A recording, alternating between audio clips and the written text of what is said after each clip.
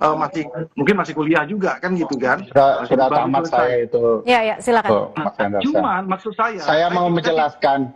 Saya tidak merespon. Oke, Bang Hendarsan, kita coba dengarkan dulu apa yang tadi kepada teman-teman yang lain, ya kan, kemana saja dari tahun 2004, 20 tahun yang lalu. Silakan, Bung Ferry dijawab kemana saja. Penempatan Oke, silakan Bung Ferry dijawab. Satu, respon Mas Hendarsan salah paham dan salah total. Bahwa yang kita problematikakan, misal satu contoh ya, soal jabatan Seskap itu Mas Hendarsan, itu kan melanggar Undang-Undang TNI pasal 47 itu dari hari pertama. Kemana saja Mas Hendarsan selama hari pertama pemerintahan tidak baca Undang-Undang TNI? Tidak boleh itu.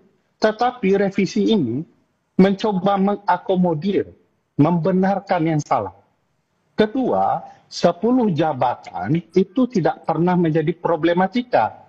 Tambahan jabatan inilah yang menjadi problematika. Ya, sebab, dengar. Ditahan dulu, Bung Hendarsan. Kalau Kabulok itu bukan jabatan yang berkaitan dengan pertahanan. Sementara 10 jabatan lain itu berkaitan dengan pertahanan. BIN misalnya, Kemenkum misalnya, Kemenko Polhukam misalnya, ya, SAR misalnya itu berkaitan dengan pertahanan. Kita paham itu. Yang kita masalahkan adalah penambahan-penambahan setelah itu. Misalnya Bulog, Seskap, itu tidak boleh. Nah, lucunya pemerintahan Pak Prabowo, Mas Hendarsan, mohon dicatat, tunggu dulu, saya tidak jangan mempermasalahkan yang tidak kami permasalahkan. Kedua, yang perlu diperhatikan, misalnya, bahwa ada keinginan, ya, seolah mengakomodir tadi, itu penting sekali jadi catatan pemerintahan ini. Misalnya, Pak Teddy tidak boleh masuk menurut undang-undang. Lalu tiba-tiba karena sudah melanggar undang-undang beberapa bulan, dikeluarkan Perpres meletakkan Pak Teddy di bawah sekretaris militer.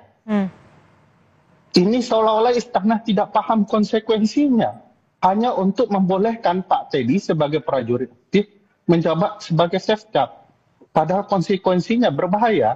Karena Seskap adalah koordinator kabinet, lalu ternyata koordinator kabinet itu berada di sekretaris militer presiden yang boleh prajurit aktif, artinya Sesmilpres boleh mengendalikan kabinet. Itu konsekuensi hukum tata negara yang kayaknya belum dipahami oleh pihak istana. Bung Ferry, tapi di saat ini, saat berkomunikasi dan juga berdialog dengan sejumlah pemimpin redaksi, Pak Prabowo juga menyatakan bahwa terbuka untuk berdialog dengan tokoh-tokoh Indonesia gelap. Ya, jika memang ini terlaksana, poin apa saja yang ingin Anda sampaikan kepada Pak Presiden dan apa yang diharapkan dijadikan forum dialog ini maunya seperti apa? Ya, tentu saja sebagai bagian dari masyarakat sipil, kami tidak merasa bagian utuh sebagai tokoh, jadi ada sebutan tokoh.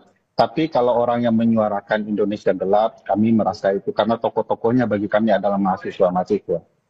Nah, kalau diundang, tentu saja kewajiban kami memenuhi undangan, karena yang sunnah itu kan mengirimkan undangan, gitu ya.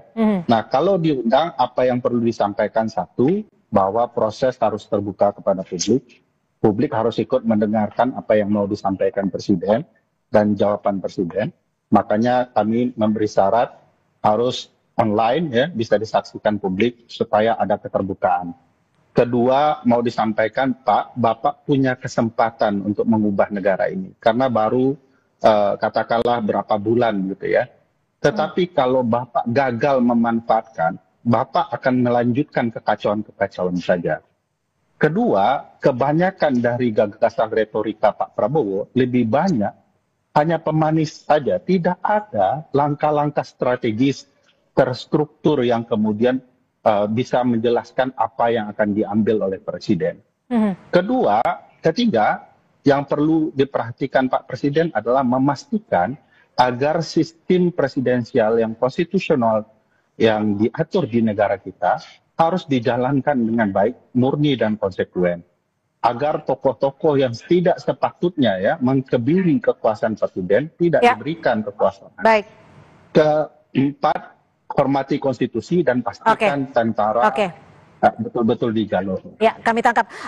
Bang Hendarsam, singkat saja, terakhir, kapan kira-kira akan mengundang untuk mewujudkan forum dialog bersama publik ini, khususnya untuk membahas apa yang diinginkan publik soal Indonesia gelap?